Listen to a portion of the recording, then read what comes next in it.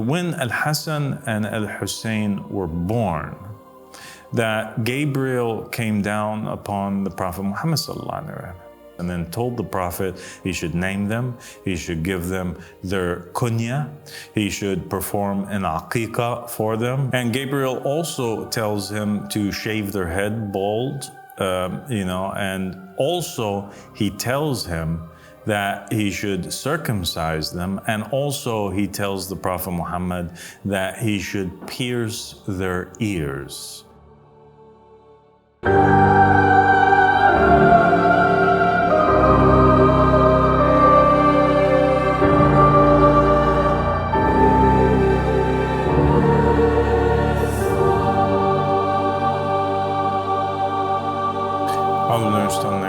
بسم الله الرحمن الرحيم اللهم صل على محمد وآل محمد الأئمة المهديين وسلم تسليما. Assalamu alaikum wa rahmatullahi wa barakatuh. My dear sister Jawahir. Wa alaikum assalam wa rahmatullahi wa barakatuh, dear Aba Al-Sadiq. Thank you for joining me. Thank you for having me here. God bless you. Thank you. So I have a question, which is that in one of your previous episodes you mentioned that the scholars, they've made whatever was haram for the people halal, and vice versa. They've said that whatever was halal, they made it haram. Do you have any evidence for that, where this happened? Sure, Jawahir. So in the Hebrew Bible, in Judges chapter 8, verse 24, we have a verse which is speaking about Gideon, one of the Hebrew judges. And he had just led the Israelites in a battle in which they had defeated the Midianites. And the Midianites were an Arab people, so they were descendants of the Ishmaelites, right? Or descendants of the Prophet Ismail, son of Abraham, alayhi salam. They were the cousins, essentially, of the Israelites.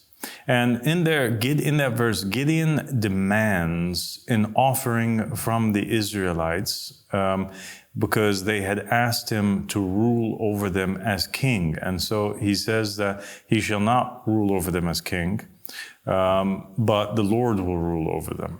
Okay? But he demanded of them an offering, and that offering was an earring. Okay? And then the verse says that he demanded from them an earring, for it was a custom with the Ishmaelites that they wear earrings. Okay? So the implication here is that the army which they defeated, the Midianites, who were descendants of Ismail alayhi salam, that they had a practice or a sunnah that they were engaged in. And this practice that they were engaged in, the sunnah, was the sunnah of Ismail alayhi salam, and that is that it was custom for their men to wear earrings. Now, when we look into the narrations of Islam, we find in several books there is the story of the origin of the wearing of earrings. And it states in there that the very first person to wear an earring was Hajar alayhi salam, who was the mother of Ismail alayhi salam. And the story goes as such. It's said that she became pregnant with a son from Abraham, which was Ismail. And at that time, Sarah had still not gotten pregnant. And so she became enraged with jealousy. She saw that Abraham, her husband's heart, was leaning towards Hajar. She saw also that the Lord had favored Hajar with being pregnant after prohibiting or not granting a child to Sarah. And she made an oath. She swore that she would sever several of the limbs, 3 in particular, off of Hajar. Abraham, the narration states, became afraid because he was worried that she was either going to cut off the ears and the nose of Hajar, or perhaps something else, okay? And so in an attempt to not allow for the oath, the swear, which now had become binding because she swore by Allah subhanahu wa ta'ala, to fall down and she go against it, because that would have been a great sin. And in order to prevent her from doing something which would disfigure Hajar and make her appear very ugly, he decided to make a suggestion to her. And that suggestion was that instead of cutting off her ears and her nose, that she pierce her ears. And thus, Hajar, after Sarah accepted this suggestion, became the first woman to have her ears pierced. And afterwards, she wore earrings in her ears. And that's interesting, because it was an act, the narration states, that had begun with an attempt to disfigure Hajar, but the narration states that it only increased Hajar in beauty. Okay? So there we have the origin of it. She's the very first person to have her ears pierced. It is an act that was suggested by a prophet. And so an act that is suggested by a prophet is always a good act, and it's good to emulate that act or imitate it. But it's not like circumcision, where Allah subhanahu wa ta'ala had told Abraham, you must circumcise your sons. Right? But rather it became something which is a sunnah. A prophet did it, and you can imitate it, but it's not an absolute must. You don't have to. It's not a commandment. Now, the narrations from the Ahlul Bayt alayhim salam, they state that when Al-Hasan and Al-Hussein were born, that Gabriel came down upon the Prophet Mohammed sallallahu alaihi wasallam. And he congratulated the Prophet each time one of them were born, Al-Hasan and Al-Hussein alayhim salam. And we all know that Al-Hasan and Al-Hussein are the masters of the youth of paradise. We also know that they are two infallible imams from the 12 imams from the Ahlul Bayt alayhim salam. And they are the sons of Imam Ali alayhi salam, but they're also considered to be the sons of Rasulullah sallallahu alayhi wa alihi, because all of his descendants come through these two men.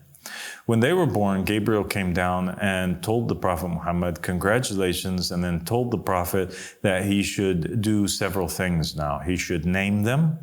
After the seventh day, he should name them. He should give them their kunya.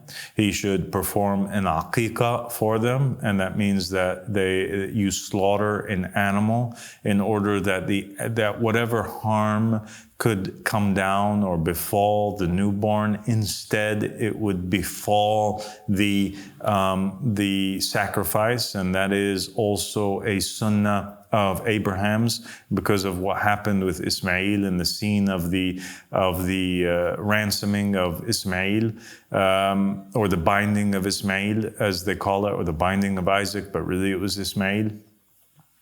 And Gabriel also tells him to shave their head bald, and also he tells him that he should circumcise them, and also he tells the Prophet Muhammad that he should pierce their ears. So the piercing of the ears of boys, the males, is a Muhammadan sunnah, and it is also an Ismail sunnah, an Abrahamic sunnah.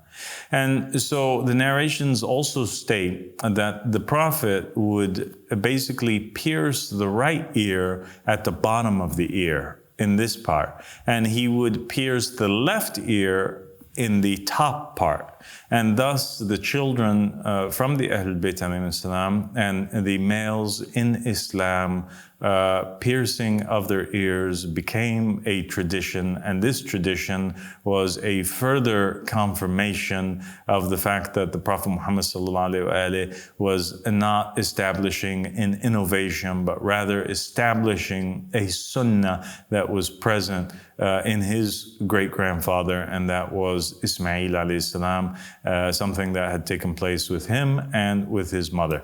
And there's another tradition that states that the Prophet Mohammed encouraged actually the Arabs, the Muslims, his followers, to do the same, to establish the Sunnah, to pierce the ears and put earrings in the ears of the boys that were born, and to do so. The narration specifically states that you should do so in order to go against that which the Israelites do, which the Israelites would only pierce the ears of the females and not the males. And so the Prophet Muhammad was saying that we should also pierce the males. That distinguishes us from the children of Isaac and allows us to establish another Abrahamic Sunnah, which is specific to us. Wow, that's interesting.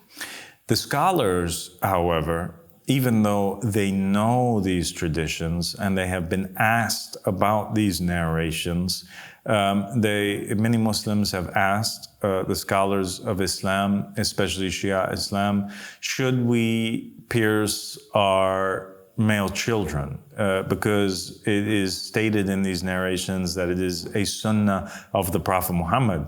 And the scholars would answer and say no. Thus, they are forbidding a sunnah that the Prophet practiced on Al-Hasan and Al-Hussein. So they don't want us to imitate the Prophet nor imitate the Imams, and the reasoning that they give is something that they deducted with their, deduced with their own thinking and their own contemplation, their own ijtihad. They say that it is not permissible according to other narrations that we make ourselves look like females, or we make ourselves look like bad people, meaning homosexuals, or that we do something which would draw attention to ourselves by making us look weird or out of the norm in the society in which we live. And because wearing earrings for males is something that the homosexuals do in this day and age, and it's something that only females do and most of the normal men don't do, then it's not allowed for you to do it. And thus they made haram the halal, and the lanatullah upon the scholars of misguidance who issue verdicts based on their opinion and not based upon the Muhammadan Sunnah and the Sunnah of the Ahl Bayt alayhim salam. May God's curse be upon them. God bless you, Jawahir. Thank you. And thank you so much. Thank you, Aba Al-Sadiq.